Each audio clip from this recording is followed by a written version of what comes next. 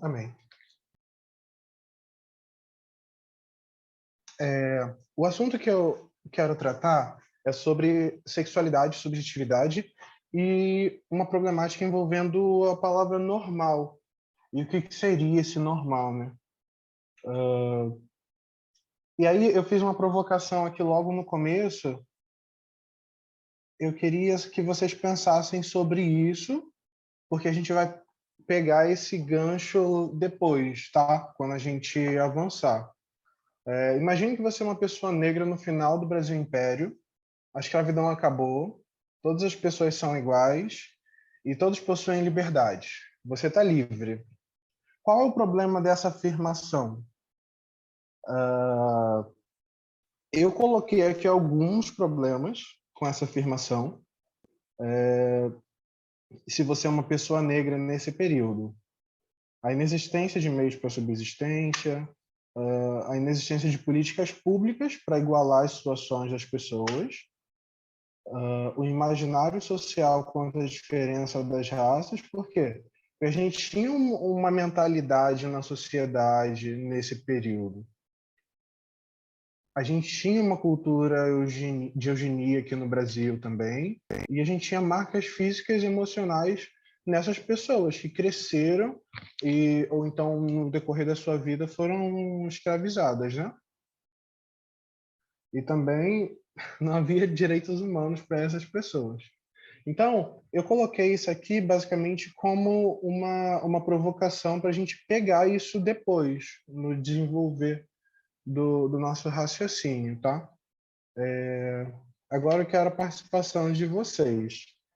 Deixa eu passar. Uai, não está passando.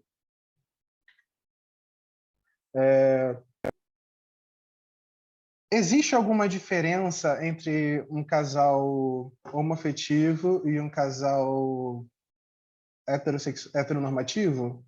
Vamos lá. Alguém me... Não, mas para a sociedade como um todo, com certeza. Eu acho que é uma pergunta bem ampla, né, Rafa? Enfim, tendo essa questão, né, que tu trouxe a questão da escravidão, e se o escravo ele realmente era livre, agora então ele era igual tinha direitos iguais, enfim. Mas na prática a gente sabe que não existia uma igualdade, a gente sabe que na prática não existe essa igualdade por diversos aspectos, né? Porque o que trouxe um casal heterossexual a se tornar um casal, o que eles tiveram que enfrentar, as vivências, o que eles encaram sendo um casal, as preocupações, enfim, e conflitos e problemáticas são completamente diferentes do que tem que enfrentar um casal homossexual para se assumir como casal, primeiro como, né, homossexual, depois como casal, enfim. Então, realmente são experiências completamente diferentes que levam a isso. E eu até estava pensando, um homem saindo na rua e uma mulher saindo na rua sozinhos de noite é igual? É a mesma coisa? Pode parecer coisa semelhante, eles têm os mesmos direitos, os mesmos deveres, mas a vivência é muito diferente sendo homem e sendo mulher. Então, eu acredito que seja algo semelhante para um casal hétero e um casal afetivo. Eu acho que as duas respostas estão certas, as duas respostas são contrárias, vamos dizer assim, se a gente olhar em perspectivas iguais. Mas se a gente separa as perspectivas, a gente vê que as duas respostas estão certas. Por quê? Um casal, pessoas heterossexuais são iguais a pessoas homossexuais, transexuais, pessoas transgêneras, cisgêneras, todo mundo é igual. Pessoas negras são iguais às pessoas brancas, porém a gente precisa incluir alguma coisa nesse fator. A gente vê muito que os conservadores eles têm uma mentalidade de dizer, não, todo mundo é igual, a gente não pode parar fazer essas coisas aí porque está segregando as políticas públicas, né, para grupos minoritários. A gente precisa entender que existe essa questão do ser. Essa questão do ser, uma identidade, ele é muito mais ligado a uma construção. Então, a partir do momento que a gente adiciona um fator nessa equação, muda tudo. Então, a partir do momento que eu adiciono O mundo em que a gente vive, a sociedade em que a gente vive, essa equação ela muda. Por quê? Porque individualmente são pessoas iguais, mas se a gente adiciona um contexto, um background, um plano de fundo para isso, automaticamente as demandas são diferentes. Eu não vou me ater muito nisso, mas a gente conhece a questão com relação ao estresse de minorias, que é uma demanda dupla. Além das demandas que as pessoas ditas como normais, elas precisam passar, as pessoas que fazem parte de minorias, elas têm demandas específicas que são somente desses grupos. Só que essa construção de uma identidade, ela está muito vinculada ao quê? Ela está vinculada a um grupo de poder que construiu essa identidade para eles. Por exemplo, quem construiu a imagem do negro? Quem construiu a imagem da mulher? Quem construiu a imagem do gay? Se a gente for olhar para isso historicamente, a gente vê que quem construiu a ideia do negro como algo diferente, como uma espécie diferente, como uma raça diferente, foram os homens brancos. Quem construiu esse conceito de que a mulher era inferior eram os homens. Quem construiu essa questão da mulher, ela é muito interessante até se a gente estudar a história da sexualidade. Foucault, ele trata disso da seguinte forma: a mulher na Grécia até a Grécia antiga, ela era considerada como um ser humano, um homem defeituoso. O falo, que é o pênis, ele no caso saiu no homem, e na mulher ele não conseguiu se desenvolver totalmente. Então, a mulher ela era vista como um homem defeituoso. E a partir dessa construção do defeito, ela precisava que o homem introduzisse o pênis nela e introduzisse energia vital nela. Por quê? Porque ela não tinha energia vital suficiente por si só.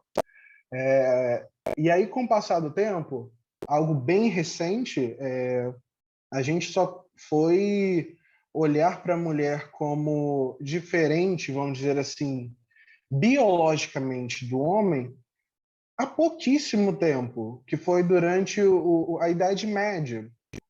Até a Idade Média, acreditava-se que era a mesma coisa, que a mulher era defeituosa. Então, o que a gente adiciona, a gente pega essa herança do problemático da mulher, e agora esse problemático ele passa para quem? Para o homossexual, para o transexual. Então, uma coisa que é interessante a gente entender é que só existe o normal se existe um anormal. Então, criar um anormal é uma forma de estabelecer e fundamentar o que é normal. Então, quando a gente tem uma pessoa que ela é anormal, vamos dizer assim, para a sociedade, a gente fundamenta a existência de um normal, de um padrão. Algum tempo atrás, em um dos grupos, eu vi uma pessoa saiu e jogou alguns textos. Um desses textos foi justamente esse texto aqui, e eu queria pegar um ponto desse texto que é bem importante. Vou pedir para alguém ler para mim esse texto de Romanos. Alguém pode ler? Romanos 1, 26, 27. Por esta causa, Deus os entregou às afeições vis, porque até as suas mulheres mudaram o uso natural para aquele que é contrário à natureza. E, semelhantemente, também os homens, deixando o uso natural da mulher, se inflamaram em sua luxúria uns para com os outros, homens com homens, praticando o que é indecente e recebendo em si mesmos a recompensa adequada a seu erro. Esse texto de Paula, ele é um dos textos que muitas pessoas usam para falar sobre a causa contra a homossexualidade, Mas a gente já viu isso com a tese há algum tempinho, que naquele período a ideia de homossexualidade era a mesma ideia que a gente tinha hoje. Essa ideia de homossexualidade moderna, ela existia nesse período? Não, ela não existia. Então, a gente sabe que existia uma estrutura de poder naquela época, de hierarquização, onde essas relações elas não eram vistas como normais, como naturais, elas eram vistas de forma hierárquica, de forma a que o homem livre ele podia ter relações com outro homem, contanto que esse homem fosse um escravo, mas não era uma relação afetiva, uma relação de amor. A gente já entende isso. Isso é uma coisa que é bem fácil de visualizar, porque a gente precisa olhar a partir da perspectiva do autor e não a partir dos nossos pensamentos. Por quê? Um pensamento científico, inclusive, muito... Quando a gente estuda ciências na faculdade, qualquer ciência, primeiro período a gente estuda método científico. Quando a gente estuda método científico, o que os professores ensinam para a gente? Eu não posso me aproximar de um evento para tentar descrever, explicar, reproduzir a partir de uma perspectiva prévia. Eu preciso olhar para esse evento a partir de uma perspectiva neutra e desenvolver um raciocínio a partir disso. Exceto muito raras exceções, quando se trata de uma lei geral, uma lei natural, já bem estabelecida e comprovada cientificamente. E para isso exige-se o quê? Um olhar científico apurado. E muitas vezes a gente não tem nem olhar científico, quanto mais apurado, e a gente quer tratar desse assunto de uma forma solta. No jornalismo, a gente tem uma teoria chamada teoria da espiral do silêncio, que é o seguinte: eu penso que uma pessoa ela pensa da mesma forma, de uma forma, que a sociedade pensa de uma forma, e por isso eu não vou falar a forma como eu penso, porque eu acredito que essa forma como eu penso ela está errada. Então eu fico em silêncio e todo mundo que pensa como eu fica em silêncio, porque a sociedade, a norma, ela é diferente disso que eu penso.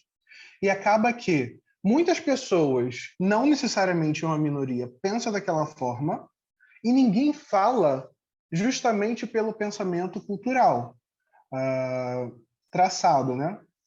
Então, o pensamento cultural que a gente tem hoje, ele acaba sobrepondo o pensamento cultural e o viés que Paulo tá tendo quando ele escreve esse texto.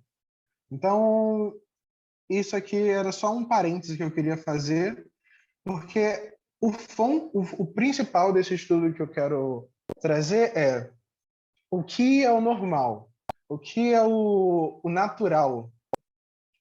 O natural da Lara, enquanto uma mulher hétero cisgênero, é o mesmo que o meu como um homem cisgênero, mas homossexual? Não é. São naturais diferentes. A gente precisa entender de uma forma realista o que é o natural e o que é a natureza. Eu vou pedir para alguém ler para mim esse texto aqui. O que é normal? De que maneira ele foi estabelecido? Realidade é relativa, e normalidade é uma construção. Existem estruturas de poder que direcionam a narrativa, mas até onde esses padrões atendem todas as possibilidades de real? Remover os pilares de como o pensamento social é estruturado e questionar o imaginário popular nos permite observar o mundo em perspectiva e criar uma nova realidade coletiva mais inclusiva. A construção de um normativo exige o estabelecer alguém ou alguns como normal, Quando tratamos de sexualidade e gênero, o significado aceito e ensinado culturalmente normalmente é ser pensada, normalmente é incorreto, muitas vezes incoerentes à definição científica. A questão a ser pensada é que a existência de uma pessoa não deve ser definida por opinião e ideologia, mas percebida e entendida por um viés humano e justo além de rigor técnico. Eu quero pegar aqui esse trechinho aqui. Quando tratamos de sexualidade, é porque está tampando aqui o negocinho do... E gênero, o significado aceito e ensinado culturalmente, normalmente é incorreto, muitas vezes incoerentes à definição científica. É esse ponto que eu quero puxar o gancho. Quando a gente olha para esse assunto, a gente tem muito preconceito daquilo que ensinaram para gente, aquilo que minha mãe me disse, aquilo que meu pai me disse, aquilo que me disseram na escola, me disseram na igreja.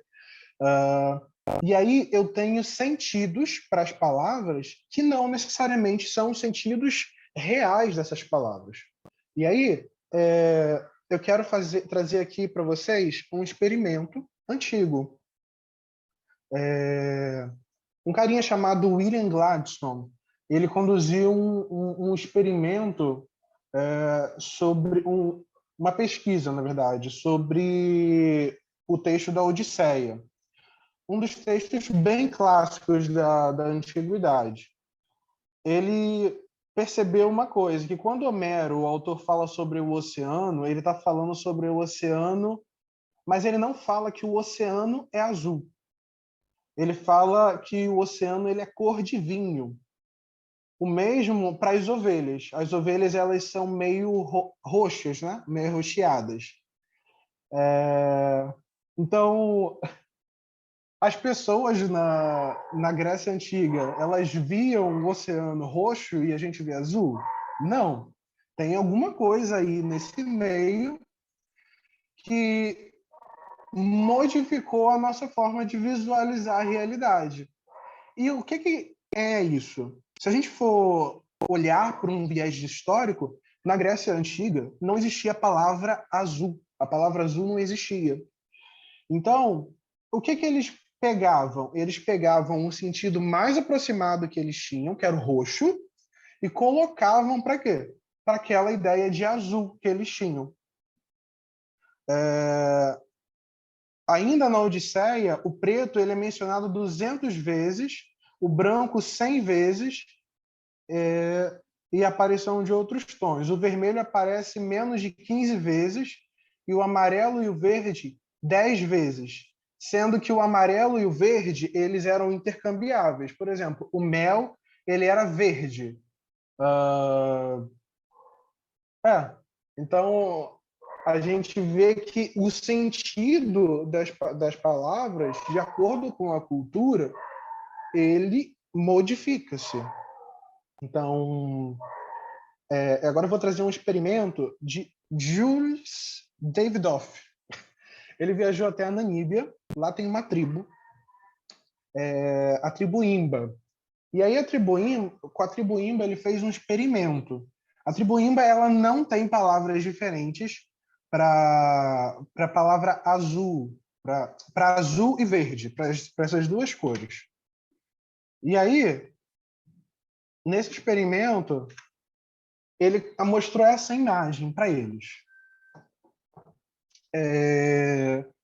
E aí, por incrível que pareça, eles não conseguiam ver a diferença entre esses quadradinhos. Para eles, todos esses quadradinhos, eles são a mesma cor.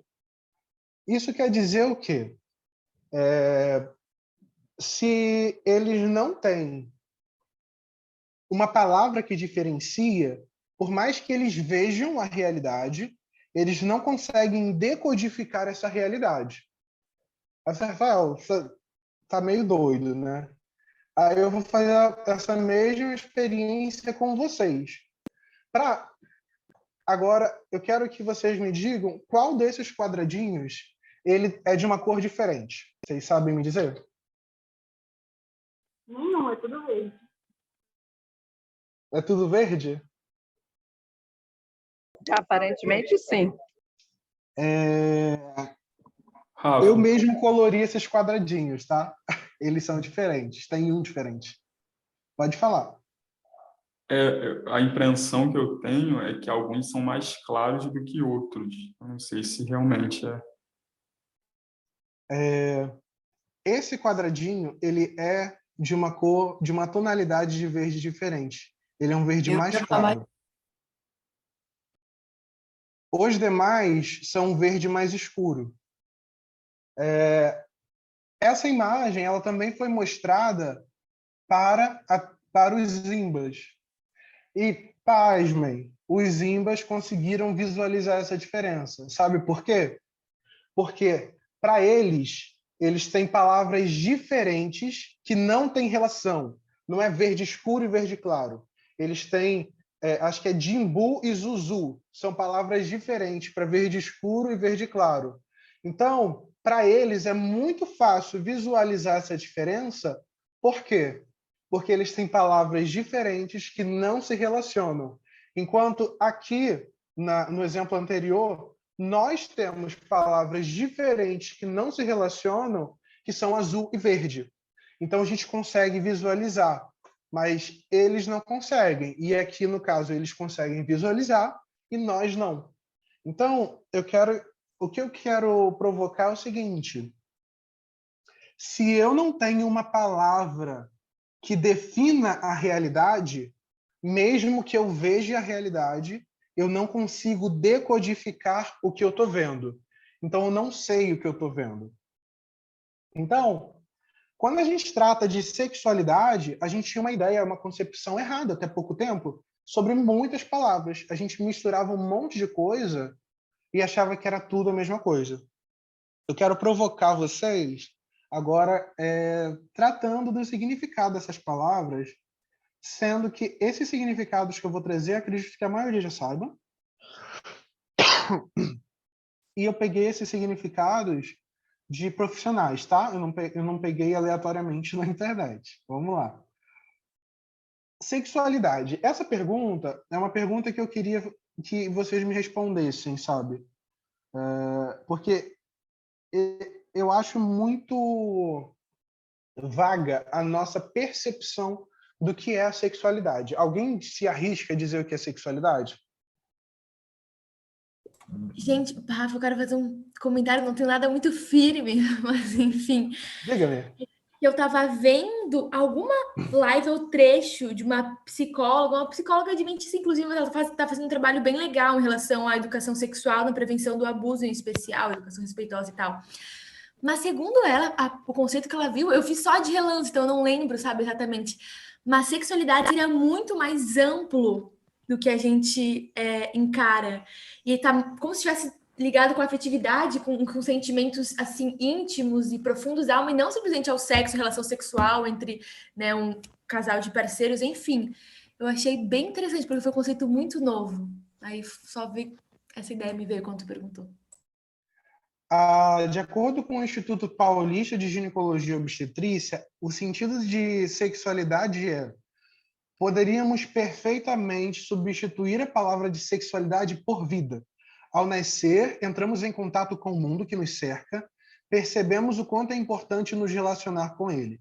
A sexualidade é uma espécie de energia que nos impulsiona para o contato, constituindo-se no aspecto central da nossa personalidade. Por ser uma forma... alguém pode ler essa linha para mim, por favor? Que eu estou com uma linha no computador e não estou conseguindo ler.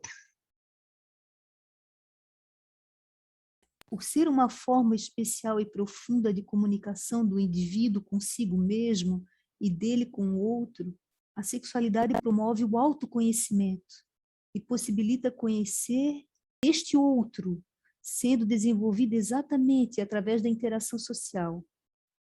Este desenvolvimento está estreitamente ligado ao bem-estar do indivíduo, das pessoas que se relacionam com ele e dos outros que estão à sua volta.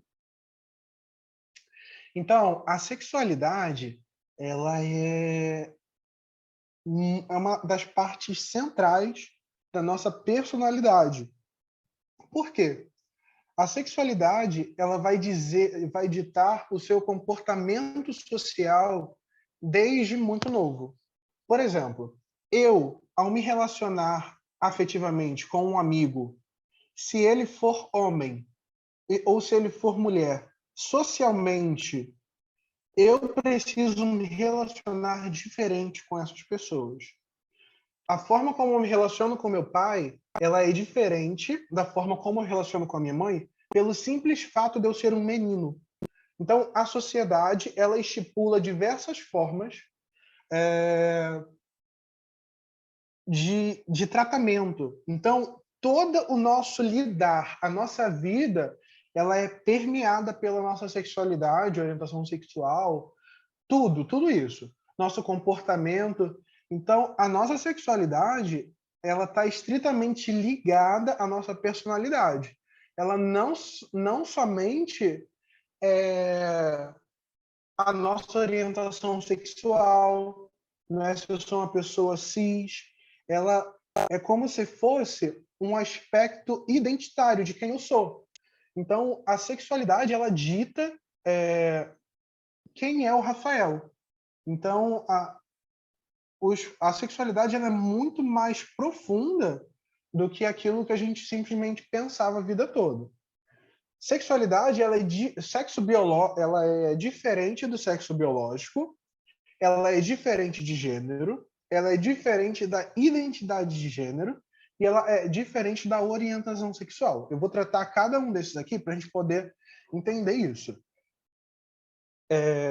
Eu poderia dizer que a sexualidade ela é um guarda-chuva que abrange todas essas partes do eu. Então, eu, enquanto pessoa, tenho uma sexualidade. E essa sexualidade, ela é composta pelo meu sexo biológico, pelo meu gênero, pela minha identidade de gênero, pela minha orientação sexual. E tudo isso são coisas diferentes, tá? Não necessariamente iguais. A Organização Mundial da Saúde, ela define como um aspecto central do ser humano relacionado ao sexo, identidade, papéis de gênero, orientação sexual, erotismo, prazer, intimidade e reprodução. E aqui eu vou pular para essa parte aqui. A saúde sexual é uma condição necessária para o bem-estar físico e psíquico, sócio e cultural. Então, gente, entender-se enquanto uma pessoa e entender a importância que a sexualidade ela constitui em você como pessoa é extremamente importante. Seja você hétero, seja você homo, seja você cis, seja você trans. E aí eu trouxe aqui o que é, para a gente separar essas palavras que estão todas misturadas na cabeça de muita gente. Alguém quer falar?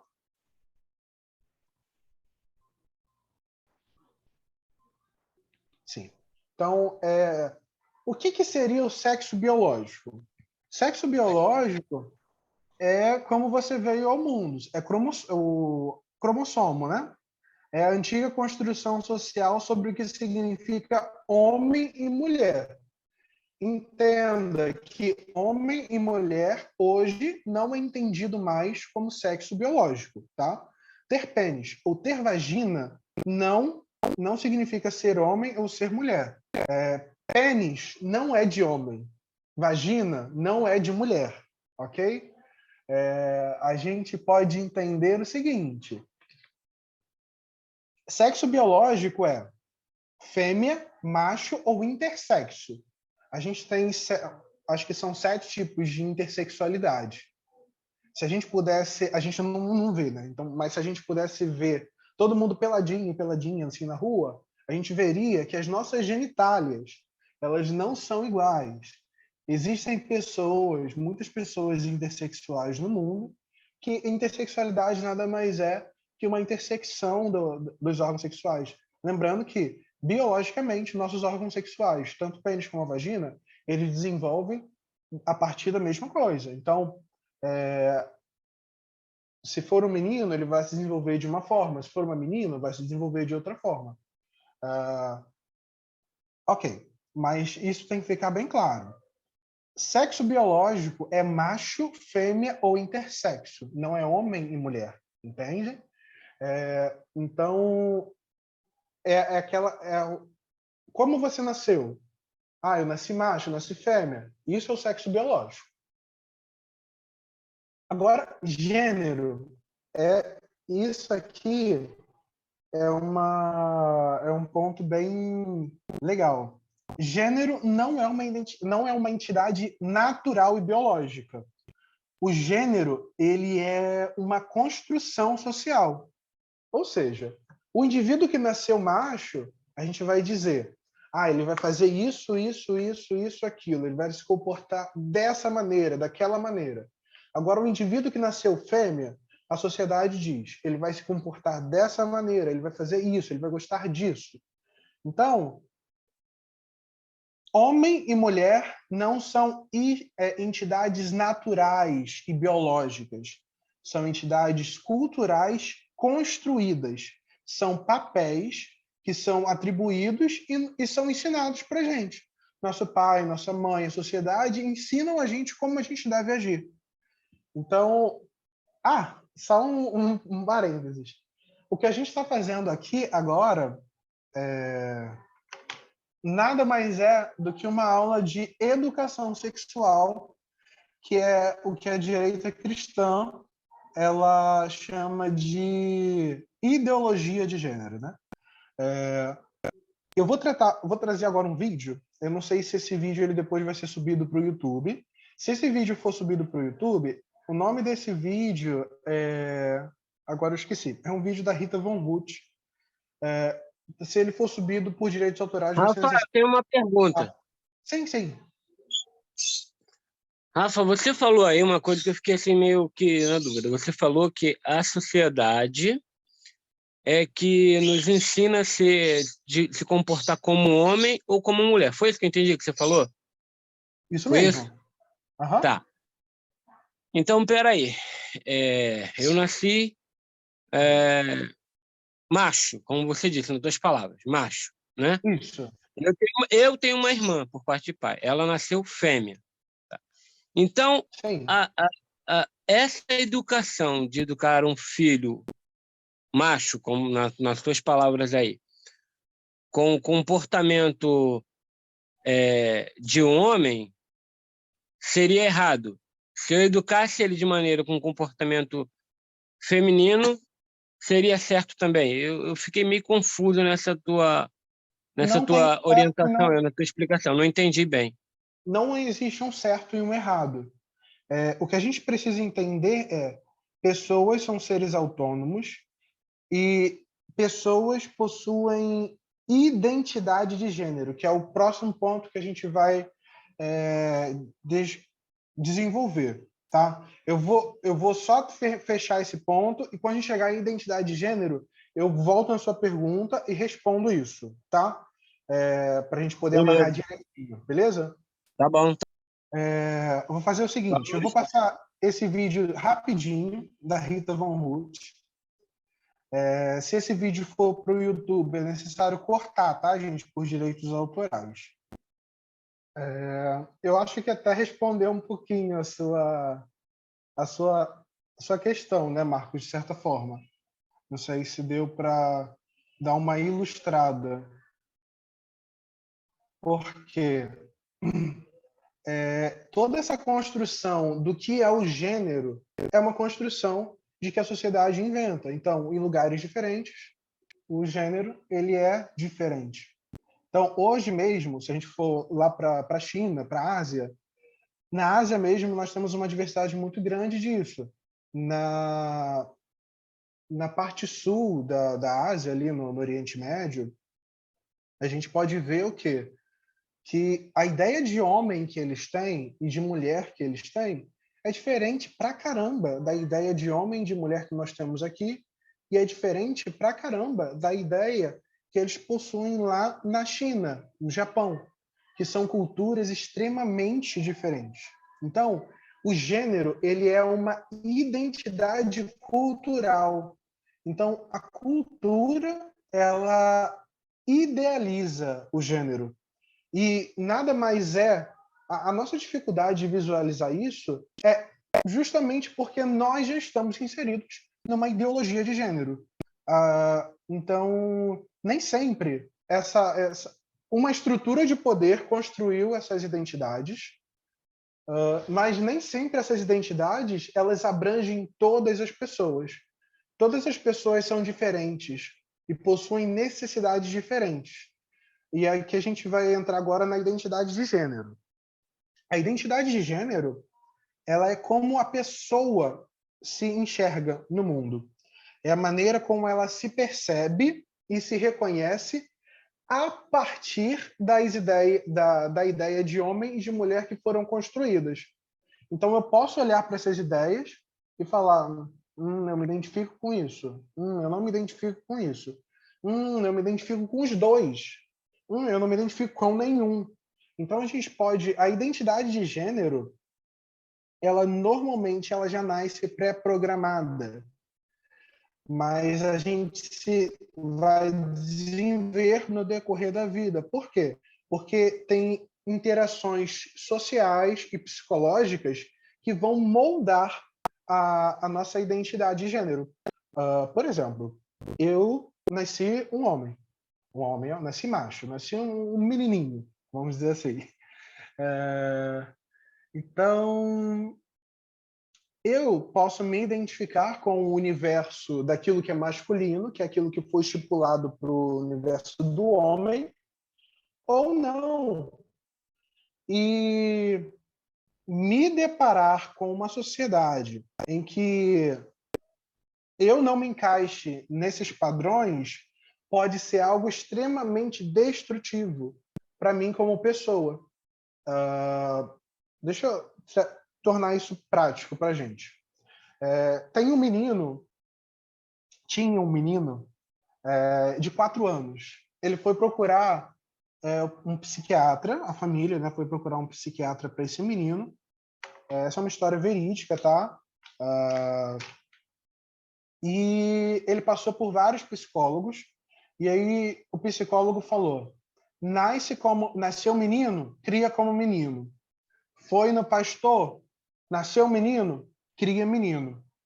E os pais, vendo como aquela criança estava sofrendo, eles decidiram procurar psiquiatras especializados. E eles procuraram o psicólogo Alexandre Sadé, que é uma das referências em transexualidade aqui no Brasil. Ele é da USP. Ele é um doutor em psiquiatria. E aí ele foi fazer uma consulta com aquele menino. Olhando para ele falou com o menino, e o menino olhou para a mãe, e aí a mãe, fala contigo, fala. E ele não fazia ideia de como conversar com aquela criança. O que ele fez? Você tem boneca? E aí ele olhou para a mãe novamente, e aí a mãe, pode falar contigo, fala contigo. E ele começou a conversar com ele.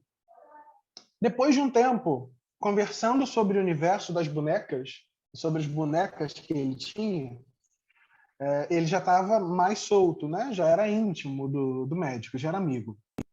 E o médico perguntou para ele: você tem um nome de menina para eu te chamar?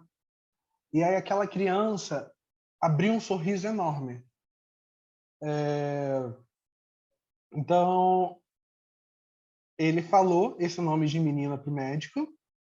O médico passou a chamar ela por aquele nome. E aí a mãe trouxe 2 fotos. Nessas 2 fotos, aquela criança estava vestida em uma foto de menino, em outra de menina. E aí o médico perguntou: qual desses 2 aqui é você? E aí, sem pensar, sem titubear, ele foi na foto onde estava vestido de menina, né? E quem é essa outra pessoa aqui? E a resposta dele foi: esse sou eu, vestida de menino. Então, gente, identidade de gênero é uma coisa muito forte, natural e séria para a gente tratar. E os efeitos disso são extremamente profundos na vida de uma pessoa. Eu vou trazer essa imagem aqui, olha. Como uma tartaruga nasce? Uma tartaruga nasce de certa forma e ela vai se desenvolver para ter um casco. Agora, imagina que essa tartaruga, ela, por conta da poluição, ela entrou em um aro. De que forma que essa tartaruga vai se desenvolver? Essa tartaruga, ela tinha um desenvolvimento a cumprir, mas ela encontrou obstáculos que impediam esse desenvolvimento de acontecer. E por isso, ela vai se desenvolver de uma forma defeituosa. O que eu quero dizer para vocês é que quando a gente chega nessa sociedade, as pessoas nascem e esse lixo que ele é colocado, ele é o padrão de gênero colocado pela sociedade. E esse lixo colocado, ele vai interferir diretamente no desenvolvimento dessa pessoa, enquanto identidade, enquanto ser. E essa não é uma deformidade que vai ser exposta para todo mundo. Essa é uma deformidade que ela vai ser guardada em segredo. É uma deformidade na identidade e na personalidade da pessoa.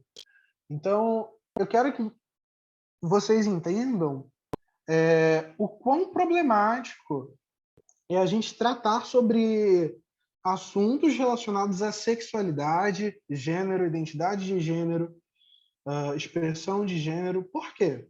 Porque as marcas que isso deixa não são marcas visíveis.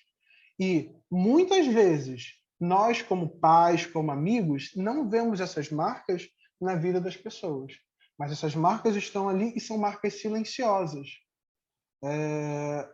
E muitas vezes nós que causamos essas marcas nas pessoas. A expressão de gênero, ela já se refere a masculino e feminino, que é uma coisa diferente de homem e mulher, que é uma coisa diferente de macho e fêmea. Então, eu posso ser um homem cisgênero, me identificar como homem e ter traços femininos, ter traços andrógenos, traços que mesclem isso tudo, ou traços que peguem o universo feminino e tragam. Isso não quer dizer que eu sou um homem gay. Isso não quer dizer que eu sou um homem heterossexual. Nosso comportamento, ele não dita a nossa orientação sexual.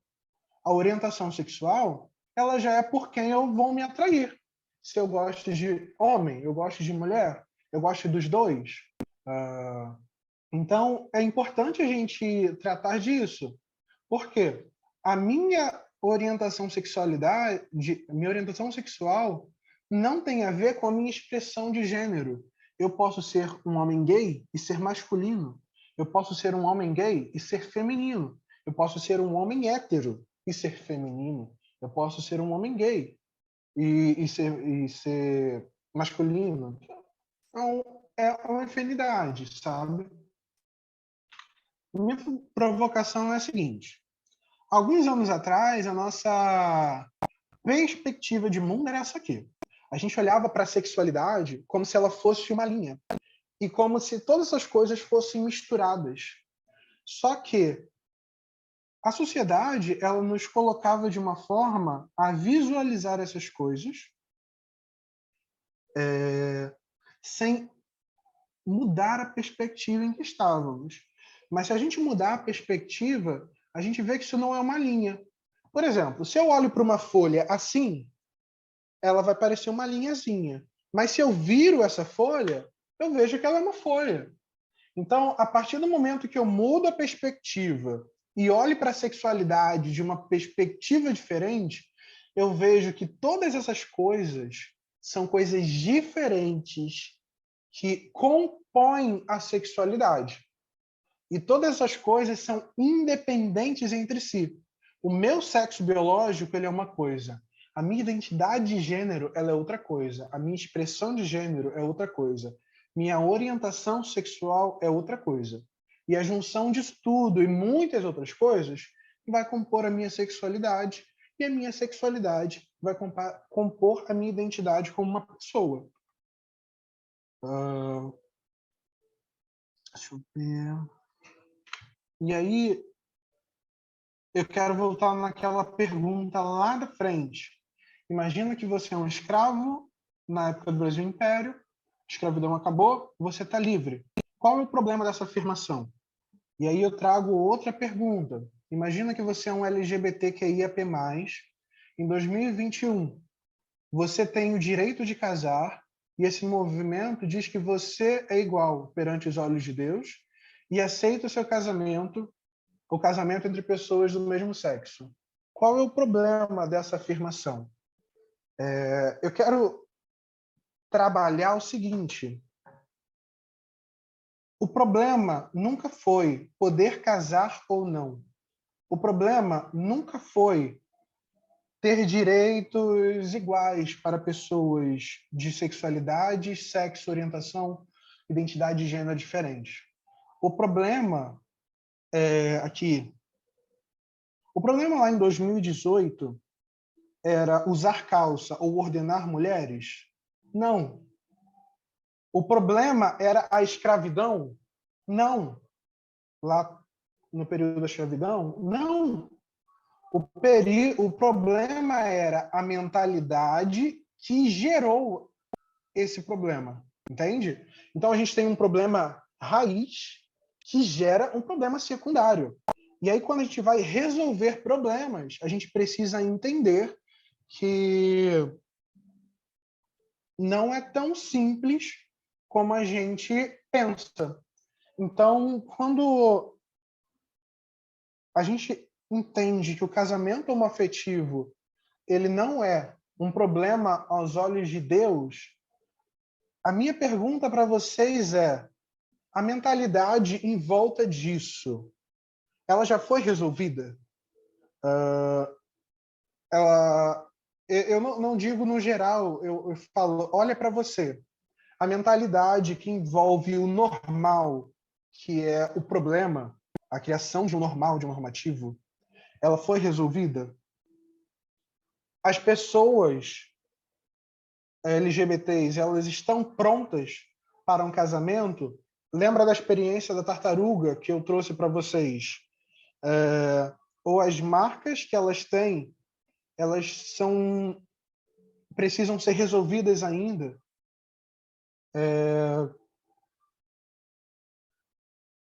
A gente tem movido toda a estrutura de religião. Eu acho que, não sei se vocês perceberam isso, mas o que esse ministério tem feito é movimentar toda a estrutura de religião, desfazer essa estrutura de religião e refazer nossa forma de adorar, nossa forma de lidar com pessoas, nossa forma de viver, nossa forma de amar, nossa forma de pensar, entender. E tudo isso porque a gente começou a questionar o que era inquestionável. A gente precisa questionar a Deus. Não porque a gente não confia em Deus, mas porque a gente não conhece a Deus. E se você não questiona, não entende, você não tem a capacidade de entender a Deus. A gente precisa entender a mentalidade de Deus e abandonar a mentalidade desse mundo. Abandonar a mentalidade desse mundo. Entender que a maioria das pessoas LGBTs possuem peculiaridades é muito importante, gente. Tem uma música da Priscila Alcântara que ela diz assim: eles julgam você por aquilo que vê em mim. Eles julgam a Deus por aquilo que vê em nós como representantes de Deus. Então, conversar aspectos culturais que cercam essa comunidade como uma identidade construída é muito importante para que a gente entenda se a gente quer fazer um trabalho em prol das pessoas que são LGBTs. Por exemplo, a nossa cultura, ela mescla e ela foge muito da cultura das pessoas heterossexgênero. Nós temos um dialeto próprio, vamos dizer assim, que é o Pajubá, que ele vem da mescla da nossa cultura, da cultura LGBT com uma cultura afro, do Yorubá. Por quê? Porque foi a cultura afro que foi a primeira cultura a abraçar pessoas LGBTs.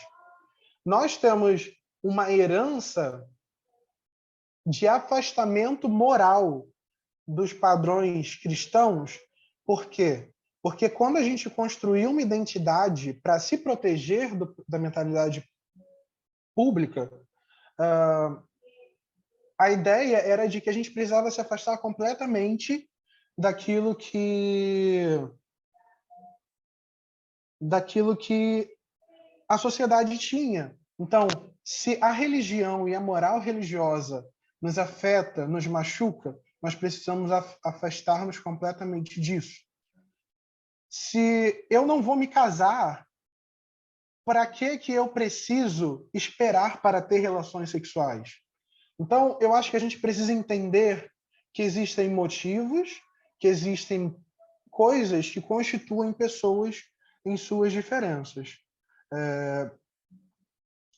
Para finalizar, eu vou só trazer uma questão. No final de 2018, eu conversando com outras pessoas, eu sei que outras pessoas LGBTs nesse movimento, elas estiveram um pouco ausentes nesse movimento. E eu considero que, para mim, isso foi uma bênção, sabe por quê? Porque o despreparo com o qual a gente se deparou enquanto movimento para lidar desses assuntos foi tamanho. E lidar com esses assuntos é entender o seguinte: eu não tenho um problema como Rafael. O problema ele foi causado por pensar que a minha sexualidade em si ela era um problema por ser diferente.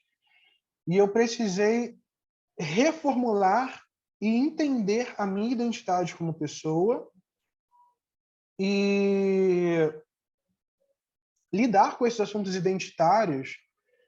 A gente precisa entender que as pessoas são únicas, respeitar os espaços, entender os motivos e respeitar espaços, entender motivos é uma coisa que adventistas do sétimo dia não estão habituados a ouvir, porque a gente já possui verdade. Então a gente não precisa ouvir, a gente precisa falar. Não se trata de casar pessoas do mesmo sexo. Não se trata de possuir os mesmos direitos. É sobre as pessoas estarem preparadas para isso.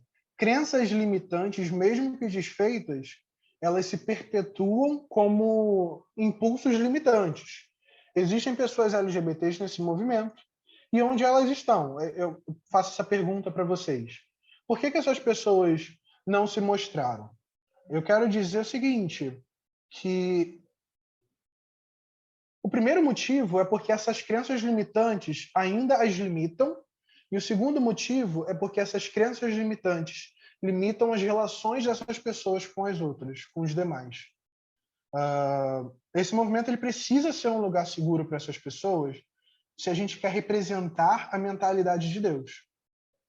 Eu trouxe algumas experiências reais e algumas experiências pessoais aqui ao tratar desse assunto.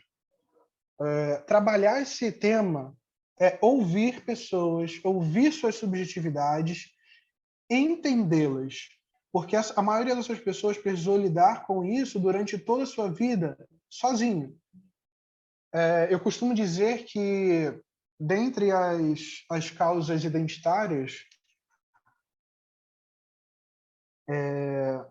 a questão relacionada à sexualidade ela é a pior de uma forma mais generalista. Por quê? Pessoas negras possuem pais, na sua maioria, na maioria das vezes, negros, que entendem e vivenciam aquela perspectiva de mundo. Mulheres possuem mães que vivenciam essa expectativa de mundo. Se forem filhas de casais homoafetivos, os seus pais, eles vivenciam a face do machismo em si. Mas quando se trata do assunto da sexualidade, normalmente o aspecto cultural limita os pais de visualizarem as demandas que aquelas crianças estão tratando, e essas crianças desenvolvem uma responsabilidade sobre os pais que deveriam ter responsabilidade sobre eles. Então a criança não pode contar, ela precisa protegê-los daquilo que elas são. Então as crianças vivem a vida dela inteiras sem poder conversar isso com ninguém. Então, esse movimento ele fez algo muito importante por nós, que é organizar os pensamentos e a forma como nós nos vemos e como Deus nos vê. Lidar com isso é reconhecer a forma como anterior, é conhecer a Deus de uma forma como a gente não conhecia antes. E estar ausente desse movimento durante esse período foi bom para me proteger e acredito que para outras pessoas para se proteger enquanto esses pensamentos eram alinhados. Então, não é mais momento para algumas determinadas mentalidades. Então, o que eu volto a dizer, e eu gostaria de fechar com isso, não é sobre a escravidão, não é sobre liberdade apenas. É sobre calça, não é sobre ordenar mulheres, não é sobre casar homoafetivos. É sobre mudar a mentalidade que nós temos sobre o mundo e absorver, abandonar a mentalidade do mundo e absorver a mentalidade do céu. Porque, se a gente não muda a mentalidade, mesmo que a prisão física ela acabe, a prisão continua existindo de uma forma intelectual, de uma forma subjetiva, de uma forma escondida. Então, subconsciente. Exatamente. Então, o que eu provoco vocês hoje é isso. E o meu apelo, assim, no caso, é fazer um estudo sobre a forma como eu penso, a forma como eu vejo o mundo, a forma como eu vejo, como eu trato, como eu lido as pessoas. Eu estou vendo as pessoas ou eu estou vendo as pessoas?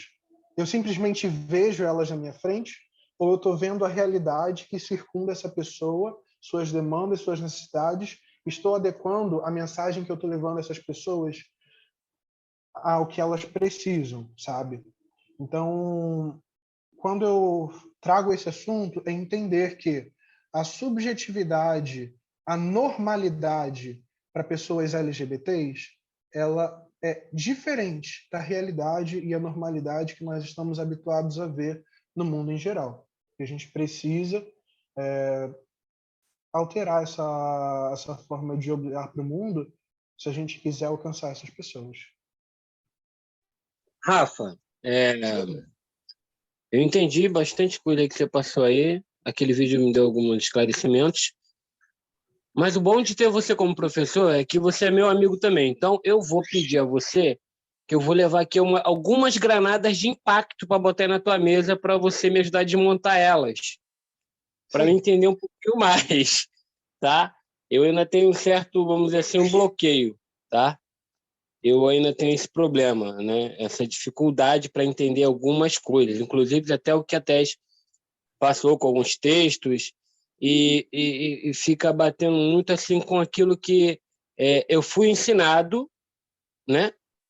Dentro da igreja, dentro da minha casa. E hoje eu passo por uma situação que vocês já sabem, né, do grupo, ou alguns sabem, e eu estou precisando entender um pouco mais, tá? Para poder ter esse pensamento, como você disse aí, ligado ao céu, ligado a Deus, o pensamento dele, como Deus pensa, né?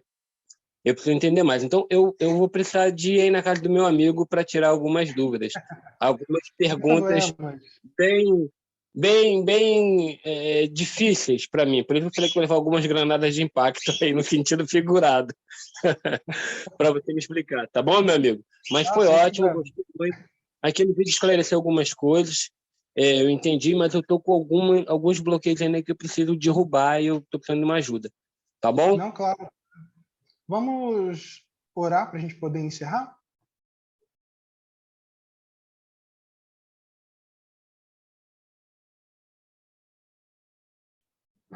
Senhor Deus e Pai, nós agradecemos pela oportunidade de